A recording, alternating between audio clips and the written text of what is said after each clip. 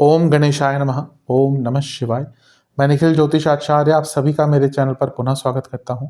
आशा करता हूं कि आप सभी स्वस्थ होंगे। महादेव की कृपा आप सभी पर सदैव बनी रहे। ये वीडियो सिंह यानी कि लियो के लिए बहुत विशेष है, क्योंकि वीडियो है आने वाले महीने यानी कि अप्रैल 2025 के मासिक राशिफल के बारे में। कैसा रहेगा अप्रैल का महीना सिंह के लिए, लियो के लिए। जो मेरा मासिक राशिफल होता है वो प्रमुखतः जीवन की मुख्य चीज़ों पर आधारित होता है, जैसे कि सामान्य विश्लेषण, career, business, income, investment, love life, married life, students और सेहत। और इसके साथ ही वीडियो के अंत में कुछ विशेष उपाय भी बताता हूं, जिसके करने से महीने की सकारात्मकता में वृद्धि अवश्य होती है। यदि आपकी लग्न राशि या चंद्र राशि सिंह है, दोनों ही गाइडेंस के लिए इस राशिफल को देख सकते हैं। पुनः मैं समझाने का प्रयास कर सकता हूँ कि टेक्निकली अलग अलग राशिफल नहीं बन सकते। अगर आप बोलें कि सर मेरी लग्न राशि है, क्या मैं इसको देख सकता हूँ? बिल्कुल देख सकते हैं। मेरी चंद्र राशि है, मैं चंद्र राशि से देखना चाहता हूँ, देख सकते हैं। अलग अलग राशिफल नहीं बन सकते। राशिफल एक सामान्य विवेचन होता है ग्रहों की गोचरी स्थिति पर। व्यक्तिगत मत होता है, मेरा व्यक्तिगत मत है कि लग्न राशि सबसे महत्वपूर्ण होती है। ज्योतिष, वैदिक ज्योतिष का आधार है। तो अगर आपको अपने लग्न पता है तो वहां से देखिए, नहीं पता तो चंद्र राशि से भी देख सकते हैं। जहां से आपको ज्यादा सूट करता है वहां से देखिए। बस ये अलग अलग राशिफल नहीं बन सकते। कोई आके बोलेगा मेरी नाम राशि है, क्या मैं देख सकता हूँ? कोई बोलेगा जोडिएक है मेरा, देख सकता हूँ। अलग अलग राशिफल नहीं बन सकते हैं। जहां से आपको रिलेट करता है वहां से इसको ऑब्जर्व कर सकते हैं। मैं अपना मत भी हमेशा बताता चलता हूँ। तो शुरू करते हैं इस अत्यंत महत्वपूर्ण मासिक राशिफल का सामान्य विश्लेषण के साथ। शुरुआत करते हैं सामान्य विश्लेषण के साथ। ये महीना ऐसा है जो थोड़ा सा स्थिरता सभी को प्रदान करेगा, क्योंकि मार्च का महीना बहुत उथल पुथल कई लोगों के लिए लेकर आया होगा। जहां ग्रहण लगे दो, वहीं शनि का गोचर मार्च के अंत में हुआ, और उसके साथ ही 2 ग्रह वक्री भी मार्च के महीने में हुए थे। इस महीने कुछ बहुत श्रेष्ठ नहीं हो रहा, बल्कि बहुत ज़्यादा परिवर्तन नहीं हो रहे ग्रहों के। 2 परिवर्तन होंगे, लेकिन ग्रहों की स्थिति धीरे धीरे करके ठीक होगी। मार्गी ग्रह होंगे शुक्र और बुध। लेकिन इससे महत्वपूर्ण चीज़ ये समझने की है कि एक बहुत महत्वपूर्ण ग्रह आपके लग्न में आने के लिए आतुर है, और वो है केतु। मई में लग्न में आपके केतु आने वाले हैं। ये अपने आप में थोड़ा सा एक अलग प्रभाव लेकर आता है, अलग विचार व्यक्ति के करता है, और बहुत ज़्यादा परिवर्तन देखने को मिलता है। जब केतु आएंगे तो एक अलग से वीडियो उनकी आएगी ही, लेकिन कुछ ध्यान रखने वाली बातें जिनका आपको अभी से अनुसरण करना है। सबसे पहला सेहत, क्योंकि केतु रोग कारक होते हैं। अभी से अगर दिख रहा है कि पेट के रोग हो रहे हैं, इन्फेक्शंस हो रहे हैं, इंटेस्टाइन की प्रॉब्लम हो रही है, इंजरीज लगातार हो रही हैं, तो बहुत केयरफुल रहिएगा। इसके साथ ही ये Ketu on the brighter side व्यक्ति को ज्ञानशील, प्रतिभाशील और आध्यात्म की तरफ भी लेके जाते हैं। तो ये केतु के प्रभाव जो हैं थोड़े से आपको इसी महीने से दिखने शुरू हो जाएंगे। इसके बाद बात करें तो लग्न पर किसी ग्रह का कोई बहुत डायरेक्ट इम्पैक्ट नहीं आ रहा, तो राशि परिवर्तन के साथ ही चलते हैं। पहला राशि परिवर्तन 3 अप्रैल को हो जाएगा, जब मंगल आपके 12वें घर में आकर स्थापित हो जाएंगे। मंगल बहुत टाइम बाद आपके या सबके लिए गोचर कर रहे हैं। वो अक्टूबर 2024 में आपके लिए कर्क में ही आए थे, फिर पतित हो गए, वक्री हो गए, फिर पतित हो गए, वापस पीछे गिर गए मिथुन में। अब वापस पुनः उसी स्थान में आ रहे जहाँ पे वो 6 महीने पहले प्रवेश करे थे। अब मंगल यहाँ पर पहली चीज तो आपके योग कारक ग्रह हैं, तो एक विशेषता वहां से उनकी बन जाती है। दूसरा, यहाँ पर वो नीच के भी हो गए हैं। मैंने रिसेंटली कुछ वीडियोस में बताने की कोशिश करी थी कि नीच का ग्रह का अर्थ क्या होता है, क्योंकि कुछ लोगों ने कमेंट्स पे पूछा था कि नीच शब्द का उपयोग क्यों होता है, क्या ग्रह को नीच कहना सही है कि नहीं है। इस पे भी मैंने समझाया था, मैं पुनः समझाने की कोशिश करूंगा जिनको नहीं समझा उस टाइम पे। सबसे पहले, नीच का ग्रह बुरा होता है ऐसा बिल्कुल भी कहना गलत है। फॉर एग्जाम्पल 2027 में शनि अपनी नीच की राशि मेष में आ जाएंगे, तो 2.5 साल तक शनि मेष में रहेंगे, तो क्या सबके शनि खराब हो जाएंगे? ऐसा कहना बिल्कुल तर्कहीन और तथ्यहीन दोनों से बहुत, बल्कि दोनों ही है, तथ्यहीन भी है और तर्कहीन भी है। अब यहाँ पे ये समझने की बात है कि ग्रह को नीच का कहा जाना, उसका अर्थ क्या है। नीच का मतलब नीचा दिखाना। यहाँ पे नीचा कहना या उसका प्रकृति को, उसके व्यक्तित्व को नीचा कहना, यहाँ पे वो संदर्भ नहीं है। संस्कृत में एक शब्द के बहुत अर्थ निकलते हैं, जिसमें से नीच का एक शब्द हीन होता है। तो जो ग्रह यहाँ पे जो मतलब होता है, जो ग्रह अपनी अच्छी क्वालिटीज़ में, अपनी सकारात्मक क्वालिटीज़ में जिसमें कमी आ जाती है उसको नीच कहता है। तो एक मंगल के कई अच्छे क्वालिटीज़ भी हैं और मंगल के कई नेगेटिव पॉइंट्स भी हैं। तो यहाँ पे मंगल ऐसा नहीं कि रिजल्ट नहीं देंगे या फिर आपको अपने स्वामित्व के अनुसार रिजल्ट नहीं दे सकते, लेकिन जो उनकी नेगेटिव क्वालिटीज़ हैं वो निखर कर आएंगी, जिनकी मैं चर्चा करूँगा। पहली चीज़ तो आपके भाग्येश हैं और 12वें घर में है और योग कारक ग्रह हैं। 12वां घर विदेश, कुछ भी विदेश संबंधित कार्य अटक रहे थे, आपको विदेश में जाना था बिजनेस के लिए, करियर के लिए, ट्रिप के लिए, किसी भी चीज़ के लिए, आपके कार्य बनेंगे। और मंगल आपके योग कारक ग्रह हैं, विदेश संबंधित आपको लाभ भी मिलेगा। ये लक्ष्मी स्थान के स्वामी भी हैं। तो ऑलरेडी अगर आप विदेश से संबंधित ही कुछ कार्य करते हैं तो लाभ की जो उम्मीद है वो कई गुना बढ़ जाती है। दूसरा, वो चौथे घर के स्वामी है और 12वें घर में है। ये इमिग्रेशन के लिए बहुत अच्छा टाइम होता है। अगर आप ऑलरेडी विदेश में हैं और इमिग्रेट करना चाहते हैं, सबसे अच्छा टाइम है। अगर आप विद फैमिली विदेश में हैं या विद फैमिली विदेश जाने का प्रयत्न कर रहे हैं, उनके लिए बहुत अच्छा है, क्योंकि चौथे घर के स्वामी हैं। इसके साथ ही नवमेश जो धर्म दिखाता है, चौथा भाव जो अध्यात्म दिखाता है और फैमिली दिखाता है, ये लॉन्ग डिस्टेंस ट्रैवल है। इनके स्वामी 12वें घर में, आप में से कई लोग धार्मिक जगहों पर अपने परिवार के साथ आपको जाने का अवसर इस महीने में मिलने की संभावना अप्रैल में बहुत ज़्यादा है। तो एक अच्छी चीज़ है। मंगल प्रॉपर्टी के कारक हैं, ऊपर से चतुर्थेश भी बन गए। तो अगर कोई प्रॉपर्टी बेचना चाहते हैं, इससे अच्छा टाइम मिलेगा ही नहीं आपको। एक बहुत अच्छे रेट पर आपकी प्रॉपर्टी चली जाएगी, यानी कि बिक जाएगी। तो मंगल का यहाँ पे आना बहुत अच्छे रिजल्ट दिखाता है। मंगल क्योंकि योग कारक ग्रह है, तो इवन आपके खर्चों को भी थोड़ा सा नियंत्रित करने का प्रयास करेंगे। योग कारक ग्रह ज्योतिष में बहुत महत्वपूर्ण होते हैं। मंगल की एक दृष्टि रहेगी तीसरे घर पर, और तीसरा भाव तो मंगल का एक श्रेष्ठतम भाव है मेरे हिसाब से। तो आपका कॉन्फिडेंस, आपके आगे बढ़ने की क्षमता, प्रतिभा, सब कुछ निखर कर सामने आएगी। एक प्रभाव उनका छठे घर पर है, जो उनकी उच्च की राशि है, यानी कि लीगल चीज़ों में सफलता, करियर में सफलता, करियर में दृढ़ता और पूरे जीवन में आपकी दृढ़ संकल्प शक्ति बहुत बढ़ेगी। मंगल आपके दो उपचय भावों को देख रहे हैं, यानी कि हिम्मत, पराक्रम और साथ में भाग्य का भी साथ आपको मिल गया। कुछ बड़े कदम अगर उठाने थे, कुछ स्ट्रॉन्ग स्टेप्स लेने थे, 12वें घर के मंगल और 12वें घर में कोई भी स्ट्रॉन्ग ग्रह व्यक्ति को एक बंधन को तोड़कर या कुछ बंधनों को तोड़कर आगे बढ़ने पर भी विवश करता है। तो अगर जीवन में कहीं फंस से गए थे, कोई टफ डिसीजन लेना था, अप्रैल के महीने से कोई अच्छा महीना हो ही नहीं सकता। और मंगल का एक प्रभाव सप्तम पर भी होगा, तो बिजनेस में भी वृद्धि होगी, बिजनेस में चेंजेस करने का भी मौका मिलेगा। थोड़े से खर्चे बिजनेस में बढ़ सकते हैं, पर बिजनेस के लिए भी अच्छा रहेगा। लेकिन क्योंकि मंगल सप्तम को भी देख रहे हैं और सप्तम से 12वें को भी देख रहे हैं, छठे घर को भी, तो ये मैरिड लाइफ पर थोड़ा सा नेगेटिव इम्पैक्ट लेकर आ सकता है। और क्योंकि आने वाले टाइम में राहु सप्तम में आने के लिए आतुर होंगे, तो इसका भी एक इम्पैक्ट आपको अपनी मैरिड लाइफ पर देखने को मिलेगा। तो जब मैं मैरिड लाइफ के सेक्शन पे आऊँगा तो उसकी चर्चा करूँगा। ओवरऑल ये मंगल का परिवर्तन आपके लिए बहुत इंपॉर्टेंट होगा। इसके बाद राशि परिवर्तन 14 तारीख को होगा, लेकिन उसके बीच में दो ग्रहों की स्थिति बदल जाएगी। 7 तारीख को बुध मार्गी हो जाएंगे, जो कि ठीक है, वो आपके धनेश भी हैं और लाभेश भी हैं और अष्टम में बैठे थे। जो धन के मामले में अनिश्चितता थी, जॉब लगती छूट रही थी, बिजनेस में काम बनते बनते बिगड़ रहे थे, वो सारे कार्य यहाँ पर पूर्ण हो जाएंगे। और बुध बुद्धिमत्ता के कारक हैं, अष्टम में है, राहु में है। जो कंफ्यूजन चल रही थी, जो डिसीजन मेकिंग नहीं ले पा रहे थे, जैसे मैंने कहा ना, मंगल यहाँ पे आके बड़ा डिसीजन लेने में हेल्प करेंगे। ये बुध का मार्गी होना भी उसमें और एड ऑन करेगा इन अ पॉजिटिव मैनर। और उसके बाद 13 तारीख को शुक्र भी मार्गी हो जाएंगे, वो भी 10वें घर के स्वामी हैं, उपचय भाव के स्वामी हैं। तो करियर संबंधित जो बाधाएं आई थी, करियर में जॉब चेंज के आप प्रोसेस में थे लेकिन फिर भी चीज़ें अटक जाती थी, या जॉब चली गई थी, नई जॉब ढूंढ रहे थे फिर भी चीज़ें अटक रही थी, जैसे ही शुक्र मार्गी होंगे 13 तारीख को, उन चीज़ों में आपको लाभ मिलेगा। तो ये भी अच्छा है। और धीरे धीरे करके अष्टम में मार्गी ग्रह हो रहे हैं, थोड़ा सा प्रभाव कम हो रहा है। तो एक जो अस्थिरता थी फरवरी मार्च में आपने अनुभव करी थी, वो अप्रैल में आकर बहुत हद तक दूर होनी शुरू हो जाएगी। तो ये एक अच्छी चीज़ है आपके लिए, इसका बहुत लाभ आपको प्राप्त होगा। इसके बाद एक गोचर और होगा और वो आपके लिए बहुत महत्वपूर्ण होगा। क्यों? क्योंकि सूर्य यानी कि आपके लग्नेश 14 अप्रैल को आपके नवम भाव में आ जाएंगे और उच्च अवस्था के हो जाएंगे।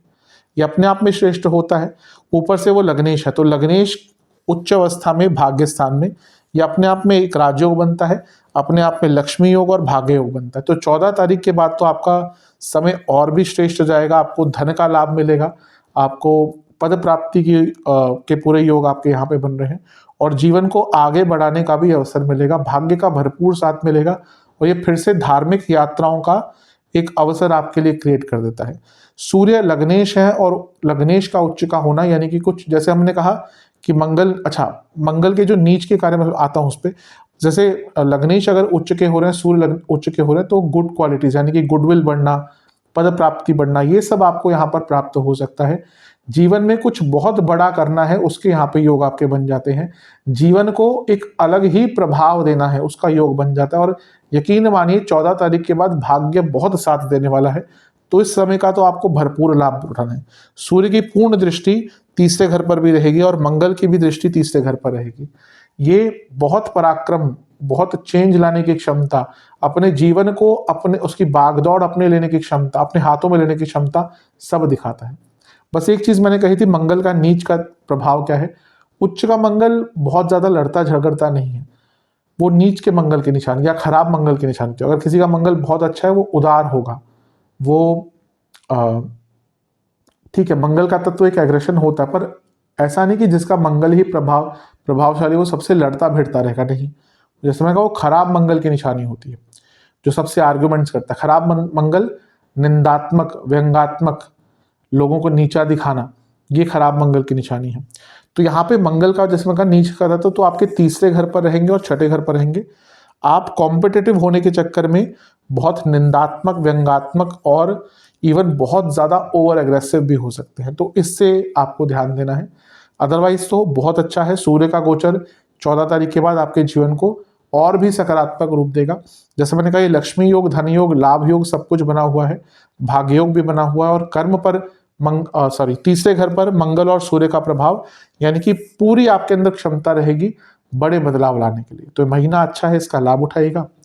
विशेष प्रेडिक्शन, इस महीने भाग्य बहुत साथ देने वाला है। कहीं ना कहीं एक प्रकार से कहते हैं ना, कभी कभी चमत्कार हो जाता है जीवन में, ये वैसा ही महीना है आपके लिए।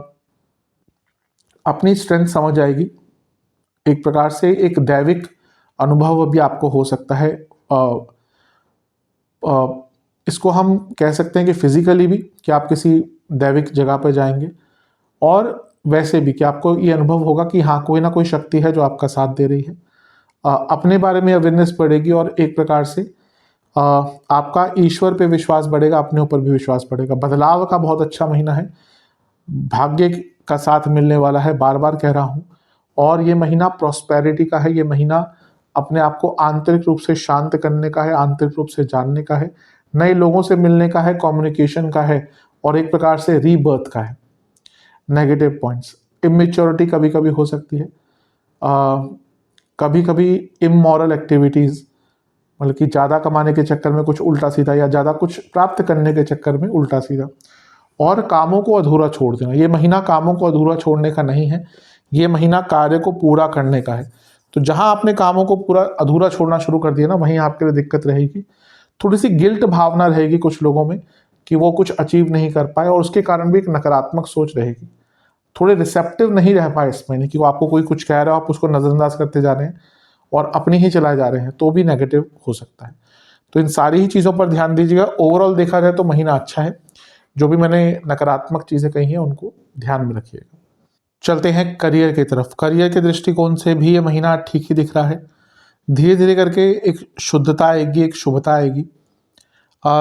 सबसे पहले तो 10वें घर में गुरु बैठे हुए हैं, और वो उनका लास्ट महीना है ये वाला उनका, अप्रैल का, आपके 10वें घर में। तो जाते जाते गुरु एक सीख दे के जाते हैं, एक नई राह, एक नई अपॉर्चुनिटी दे के जा सकते हैं वो, क्योंकि आपके अष्टमेश हैं।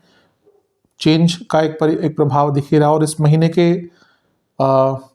मध्य भाग में शुक्र भी मार्गी हो जाएंगे 13 तारीख को। परिवर्तन योग अभी भी बना हुआ है, तो अगर बहुत टाइम से जॉब चेंज करने का प्रयत्न कर रहे थे, नहीं कर पा रहे थे, तो ये सबसे अच्छा मौका है। और अगर जॉब चली भी गई थी आपकी, यहाँ पे ढूंढ रहे हैं जॉब, यहाँ पे चीज़ें आपकी तेज गति से आगे बढ़ेंगी, somewhere towards middle of the month से, अप्रैल से। तो अच्छा है। और गुरु आपके पंचम के भी स्वामी है, तो वो भी 10वें से अष्टम है, ये भी इंडिकेट करता है। और अगर जैसे मैंने कहा जॉब चेंज करना चाहते हैं उनके लिए अच्छा है, और अगर जॉब चली गई थी उनके लिए भी बहुत अच्छा है। और अगर आप बहुत लंबे अरसे से जॉब चेंज करना चाह रहे हैं, मैं 2-3 महीने 1-2 साल की बात नहीं कर रहा, कभी कभी होता है व्यक्ति बहुत टाइम से जॉब चेंज करना चाहता है पर उसको कोई अच्छी अपॉर्चुनिटी मिलती नहीं है, क्योंकि एक डर भी होता है कि भाई नई जगह पे जा रहे हैं, एक जगह पे आप लेट्स से 5 साल से काम कर रहे हैं, तो एक थोड़ा सा आराम वहाँ पे होता है, कंफर्ट लेवल होता है। अब हर व्यक्ति उसको तोड़ना नहीं चाहता, वो तभी उसको छोड़ता है या उस चीज़ से निकलता है जब उसको कोई उससे बेटर अपॉर्चुनिटी मिलती है। तो अगर आप बहुत लंबे अरसे से भी ढूंढ रहे थे ना कि कोई अच्छी जॉब मिल जाए, यहाँ पे इस महीने आपको इस प्रकार की जॉब मिल सकती है। अच्छा है, ग्रहों की गोचरीय स्थिति की बात करें, जो बदलाव आएंगे मंगल का होगा। मंगल आपके 12वें घर में जाएंगे, वो योग कारक ग्रह है। जैसा मैंने कहा योग कारक ग्रह की विशेषता बहुत होती है। तो अगर आप विदेश में जॉब ढूंढ रहे थे और इवन थोड़ा बहुत जॉब चेंज का भी ये योग बना देते हैं। बुध भी मार्गी हो जाएंगे। मैंने शुक्र की बात तो करी, 13 तारीख को मार्गी होंगे। बुध 7 तारीख को मार्गी हो जाएंगे। वो क्योंकि लाभेश हैं और धनेश हैं, तो अगर कोई पैसा रुका हुआ था, कोई काम अटका हुआ था कार्य क्षेत्र में, वो कार्य भी आपका यहाँ पर पूर्ण हो सकता है। और 14 तारीख को तो एक बहुत विशेष चीज हो रही है, जो कि है सूर्य का गोचर। और सूर्य आपके नवम भाव में आकर उच्च के हो जाएंगे, लक्ष्मी स्थान में है और लग्नेश है। ये प्रमोशन का योग बनाता है, क्योंकि लग्नेश का उच्च का होना, वो भी सूर्य अपने आप में प्रमोशन के कारक है। और लग्नेश होने के नाते जब वो नवम में बैठेंगे और गुरु से 12वें में होंगे, मैं हमेशा ये बताता हूँ कुछ रूल्स होते हैं ज्योतिष में। गुरु अपने से 12वें स्थान को प्रोटेक्ट करते हैं, शुक्र अपने से दूसरे भाव को। तो यहाँ पे आपके प्रमोशन के बहुत अच्छे योग बन रहे हैं। तो कार्य क्षेत्र में तो महीना बहुत अच्छा है, बहुत शुभ है। सूर्य जब भी नवम में आते हैं तो बॉसेस से थोड़ी ईगो क्लैशेस होती ही है। अब यहाँ पे सूर्य क्योंकि उच्च के हैं तो उतना बुरा प्रभाव नहीं रहेगा, लेकिन यहाँ पे वो सुपीरियरिटी कॉम्प्लेक्स वाली लड़ाइयाँ चल सकती हैं, तो थोड़ा सा केयरफुल अवश्य आपको रहना पड़ेगा। अदरवाइज ये महीना आपका अच्छा ही दिख रहा है। स्पेशल प्रेडिक्शंस, अपने करियर के बारे में और डीप जाइए, बल्कि अपने करियर को और जानने की कोशिश कीजिए, उसके स्किल्स को। इस महीने कुछ इच्छाएं आपकी पूरी हो सकती हैं, लेकिन आपको अपने करियर में मास्टर बनना पड़ेगा। आने वाला टाइम केतु भी लग्न में आ रहे हैं, ये दिखाता है कि R&D का टाइम है, लेकिन अभी से स्टार्ट कर देंगे तो अच्छा है। भाग्य का साथ मिलेगा। बॉसेस भी ऐसा नहीं कि पूरे महीने ही लड़ते रहेंगे, लेकिन वो जो मैंने ईगो वाली बात करी उसका ध्यान दीजिएगा। इवन कई जगह पर तो आपके बॉसेस आपको सपोर्ट भी करेंगे। बस वो देखिए, इसमें एक चीज ध्यान रखते हैं कि बॉस आजकल क्या होता है कि बहुत फ्रेंडली एक एटमॉस्फेयर हो गया। आज से 20-25 साल पहले बॉस तो बॉस ही होते थे। आज के टाइम में वो थोड़ा सा फ्रेंडली एटमॉस्फेयर होगा। कभी कभी सेम एज में ही होते हैं। कॉर्पोरेट कल्चर ऐसा है कि काम करें, शाम को लोग पार्टीज करते हैं, वीकेंड पार्टीज करते हैं। कभी कभी क्या होता है ना, वो फ्रेंडलीनेस में आप ये भूल जाते हैं कि वो आपके बॉस है। तो वो बस यही कहने का मतलब है कि थोड़ा सा उनको उस प्रकार की रिस्पेक्ट दीजिएगा जो वो औहदे के रूप से डिजर्व करते हैं। अदरवाइज ये महीना बहुत अच्छा है, कई कन्फ्यूजन दूर होगी और एक प्रकार से अपने आप को जान पाएंगे, आपकी क्या इच्छा है कार्य क्षेत्र में, आप कहाँ पे अपने आप को खड़ा पाते हैं। इन सारी चीज़ों में आपको लाभ मिलेगा। बस कुछ चीज़ों से बचना है। पहला, अष्टम में अभी भी ग्रह है, इसको हम मना नहीं कर सकते, और गुरु अष्टमी से है, तो कोई ब्लंडर ऑफ अ मिस्टेक मत कर दीजिएगा, जिसकी संभावना महीने के अंत में दिख रही है कि आप कुछ ऐसा कर देंगे जिससे फिर बनी बनाई जो आपकी अच्छी छवि है ना, वो प्रभावित हो जाएगी। और दूसरा, बहुत जल्दी जल्दी बदलाव मत लाइएगा, बहुत जल्दी चीज़ों को डेस्परेटली टाइम मत कीजिएगा। और अगर एक पर्सनल और प्रोफेशनल लाइफ में बैलेंस नहीं मेंटेन कर पाए तो भी दिक्कत हो सकती है। लेकिन अगर ओवरऑल देखो तो महीना बहुत अच्छा है। अगर आप मैनेजमेंट संबंधित, टीचिंग संबंधित, AI, digital marketing, finance, sales, इनसे संबंधित कुछ भी करते हैं, एडवर्टीजमेंट इस लाइन में है, तो आपके लिए महीना काफ़ी अच्छा रहेगा। चलते हैं बिजनेस की तरफ। जहाँ तक बिजनेस की बात है, महीना अच्छा है, बल्कि कई नई चीज़ों की दस्तक देने वाला महीना है। क्योंकि भले इस महीने इंडिकेशन ना आए, लेकिन अगले महीने बहुत कुछ बड़ा होने वाला है बिजनेस के संदर्भ में। सबसे पहली बात तो मंगल का गोचर होगा, जिसका प्रभाव बिजनेस पर पड़ेगा, क्योंकि वो 3 तारीख को जब आपके 12वें घर में बैठेंगे तो उनकी 8वीं दृष्टि जो है वो आपके 7वें भाव पर पड़ेगी, और 7वां भाव जो है वो बिजनेस का होता है। तो बिजनेस में महत्वपूर्ण बदलाव लाने हैं, बिजनेस में कुछ चेंजेस लाने हैं, विदेश से फंडिंग चाहिए, इन्वेस्टमेंट चाहिए, विदेश में काम को एक्सपैंड करना है, वो आपके भाग्येश भी हैं, तो ये भी अच्छा है। वो आपके तीसरे घर को भी देखेंगे जो सप्तम से भाग्य भाव बढ़ता है। तो लग्न से नवम और लग्न से भाग्य और सप्तम से भाग्य दोनों का यहाँ पर इन्वॉल्वमेंट हो रहा है, तो इंडिकेट कर रहा है कि बिजनेस के लिए बहुत अच्छा महीना है। इसके साथ ही आपके जो सप्तमेश हैं वो भी अपने से दूसरे भाव में चले चुके हैं शनि, यानी कि सिंह वाले जो बिजनेस करते थे उनको बहुत रुकावटों का अनुभव हुआ होगा पिछले 2.5-3 साल में, क्योंकि शनि सप्तम में बैठे हुए थे। अब शनि सप्तम में है, सप्तम उनका भाव है, लेकिन फिर भी जब भी मैं हमेशा कहता हूँ ना कि बहुत चीज़ें कंसीडर करनी पड़ती हैं, तो यहाँ पे वो आपके लग्न के स्वामी के मित्र नहीं शत्रु हैं, परम शत्रु। तो इसलिए बिजनेस चल तो रहा होगा लेकिन दौड़ नहीं पा रहा होगा, बल्कि बहुत चीज़ें रुक रुक कर चल रही होंगी। अब बिजनेस में ना गति आना शुरू होगी। मंगल का 12वें घर में प्रभाव और वो नीच के हैं, ये दिखाता है कि मशीनरी खराब हो सकती है, मैन पावर की कमी हो सकती है। और नीच के मंगल, जैसा मैंने शुरू में कहा था, हीन है अपनी गुड क्वालिटी से। तो अगर पार्टनरशिप वाला बिजनेस है तो उसमें झगड़े होंगे और कुछ आर्ग्यूमेंट्स, कुछ लीगल केसेस या कुछ कॉन्फ्लिक्ट्स भी हो सकते हैं। इन चीज़ों से बचना है, खर्चों पर नियंत्रण करना है बिजनेस में स्पेशली क्योंकि मंगल लग्न से 12वें में है और सप्तम से 12वें को देख रहे हैं, तो ये खर्चे बिजनेस में तो बढ़ते हुए दिख रहे हैं। मैंने क्या कहा था कि दस्तक होने वाली है, दस्तक मिलेगी अगले महीने की, क्योंकि अगले महीने क्या होने वाला है कि गुरु आपके 11वें में चले जाएंगे और सप्तम को देखेंगे और राहु सप्तम में आने वाले हैं। ये एक्सपेंशन की तरफ इशारा करता है। तो अगर आप बिजनेस में एक्सपेंशन का विचार कर रहे थे, इससे अच्छा टाइम आपको नहीं मिलेगा। ओवरऑल बिजनेस अगर मैं देखूं तो बहुत ही शुभतापूर्ण आपका दिख रहा है। सप्तम से धन में, यानी कि सप्तम से दूसरे में ग्रहों का जो जमावड़ा है वो धीरे धीरे करके ठीक होता रहेगा। शुक्र मार्गी हो जाएंगे, बुध मार्गी हो जाएंगे। पहले बुध 7 तारीख को मार्गी होंगे और फिर शुक्र 13 तारीख को मार्गी होंगे, ये भी अच्छा है। और सूर्य का भी 15 तारीख को गोचर, वो लग्नेश है, यानी कि सरकारी बाधाएं भी दूर होंगी और बिजनेस को आगे लेके जाने का अवसर भी आपको प्राप्त होगा। तो ओवरऑल देखा जाए महीना बिजनेस के संदर्भ में तो बहुत अच्छा है। विशेष प्रेडिक्शन, सक्सेस दिख रही है, सपोर्ट दिख रहा है और आपके अंदर खुद ये हिम्मत रहेगी कि एवरीथिंग इज पॉसिबल। पैसा भी आएगा, बिजनेस का एक्सपेंशन के लिए भी अच्छा टाइम है और एक प्रकार से अपने माइंड को क्लियर करके आगे बढ़ने का भी ये समय है। बस एक चीज से बचिएगा, जल्दबाजी से बचना है। राहु का प्रभाव आ रहा है सप्तम में, तो कभी कभी अगले महीने से कभी कभी व्यक्ति ओवर एक्साइटेड और भ्रम की स्थिति में आ जाता है कि हाँ ये तो मैं कर सकता हूँ। तो एक प्रैक्टिकलिटी रहनी चाहिए, शांत होकर काम कीजिएगा, शांत मन से काम कीजिएगा और जितना हो सके अपने खर्चों पर कंट्रोल कीजिएगा। ये दिख रहा है कि अगर नया बिजनेस स्टार्ट करना चाहते हैं, बिजनेस को एक्सपेंड करना चाहते हैं, बहुत अच्छा महीना है।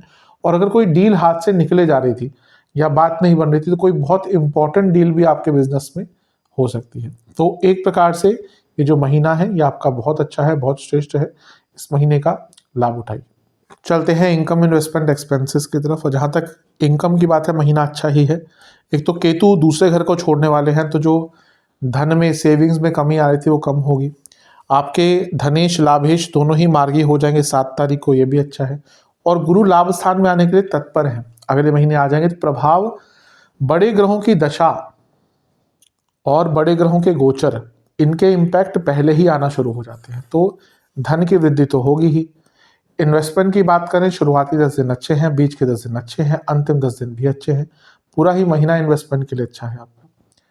खर्चे थोड़े से कंट्रोल होंगे, लेकिन फिर भी ऐसा तो नहीं कि बिल्कुल खर्चे नहीं होंगे। इस महीने मशीनरी पर, इलेक्ट्रिकल इक्विपमेंट्स पर खर्चे होते हुए दिख रहे हैं। इस महीने कोर्ट केसेस, लीगल केसेस पे खर्चे होते हुए दिख रहे हैं। इस महीने यात्राओं पर बहुत खर्चे होते हुए दिख रहे हैं। और इस महीने ऐसा लग रहा है कि कई ऐसे कार्य जो डिले हो रहे हैं उनके लिए कोई नया रास्ता अपनाना पड़ेगा और उन पर भी खर्चे आपके हो सकते हैं। चलते हैं लव एंड रिलेशनशिप की तरफ। नो कॉन्टैक्ट सिचुएशन, चांसेस बहुत ज़्यादा तो नहीं है, लेकिन फिर भी अगर 15-20 तारीख तक सब कुछ ठीक हो जाता है या कुछ लगती है संभावना, तो ट्राई कीजिएगा, उसके बाद नहीं। नए रिलेशनशिप के चांसेस हैं, बस ये थोड़ा सा दिख रहा है कि ना आप थोड़ा डेस्परेट हो सकते हैं। अगर दिख रहा है कि बात बन रही है, एक दूसरे को पसंद कर रहे हैं, तो थोड़ा सा सीमित वे में ही आगे बढ़िएगा। कोई नहीं, अगर अप्रैल में नहीं भी स्टार्ट होता रिलेशनशिप, मई में हो सकता है। बस यहाँ पे अगर आपको 100% श्योरिटी ना हो तो आगे कमिटमेंट की तरफ मत जाइएगा, वेट कीजिएगा, डेस्परेट मत होइएगा। जहाँ तक रिलेशनशिप की बात है, चीज़ें थोड़ी सी बेटर होंगी। कारण क्या है कि मंगल का प्रभाव पंचम पर से हट जाएगा। पंचम जो होता है वो मंगल रिलेशनशिप का भाव होता है।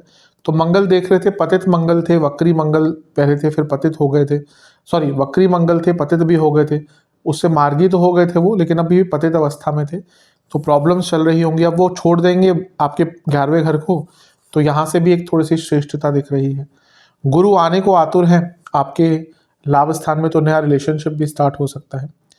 खैर केतु भी आ जाएंगे, वो भी पंचम को देखेंगे तो उसका एक अलग इम्पैक्ट होगा, लेकिन एटलीस्ट ये महीना आपके लिए रिलेशनशिप के हिसाब से अच्छा है। बुध भी मार्गी हो जाएंगे, जो कम्युनिकेशन को थोड़ा सा बेटर करेंगे, 7 तारीख को मार्गी होंगे।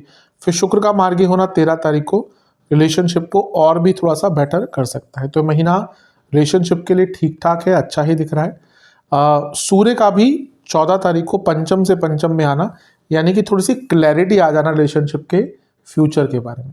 तो महीना रिलेशनशिप के हिसाब से थोड़ा अच्छा ही दिख रहा है।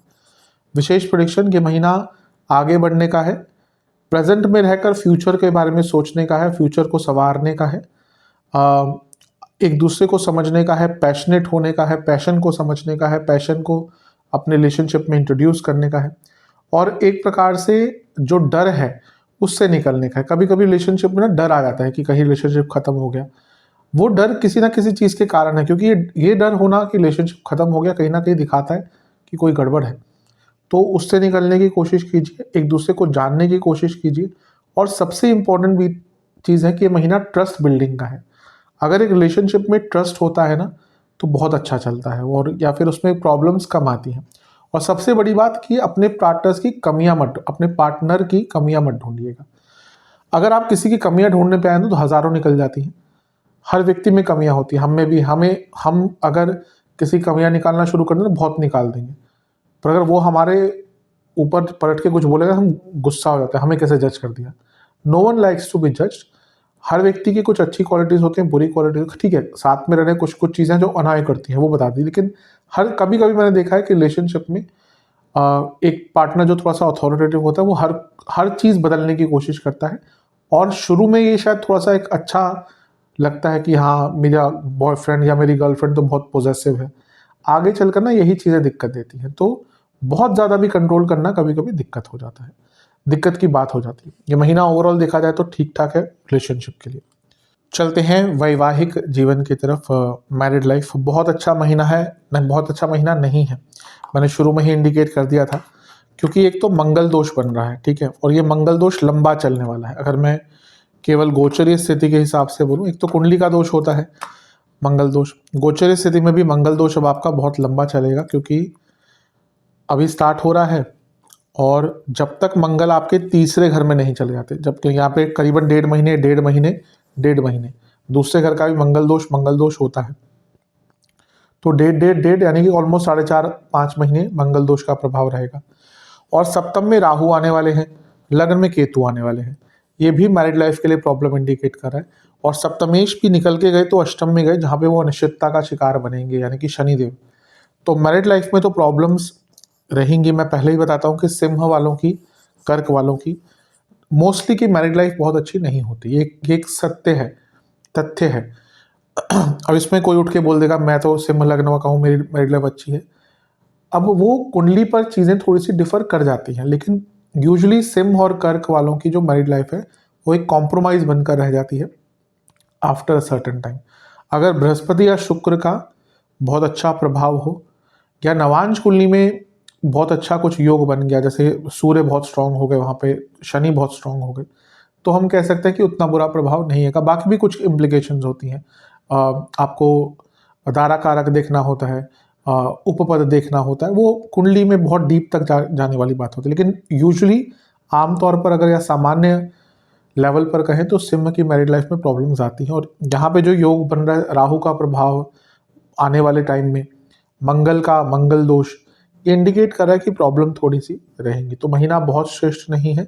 हाँ, बुध का मार्गी होना 7 तारीख को थोड़ी सी कम्युनिकेशन को बेटर करेगा, फिर शुक्र का 13 तारीख को मार्गी होना भी थोड़ा सा चीज़ों को ठीक कर सकता है, लेकिन ओवरऑल ये महीना कष्टकारी रहेगा मैरिड लाइफ के लिए। विशेष प्रेडिक्शन, ज़्यादा क्वेश्चनिंग मत कीजिएगा, टॉक्सिक एनवायरनमेंट मत रखिएगा, और कुछ ऐसा मत बोलिएगा कि बाद में रिग्रेट करें, क्योंकि बोल तो हम देते हैं फिर बाद में रिग्रेट ही होता रहता है, उसका कोई सॉल्यूशन नहीं निकलता। अगर आपने किसी को कुछ बोल दिया ना गलत, वो भले ही आपको ऊपरी तौर से माफ़ कर दे, वो कभी भी आपको मन से माफ़ नहीं कर सकता। और यही चीज़ रिलेशनशिप में, मैरिड लाइफ में बहुत इंपॉर्टेंट रहती है, वाणी।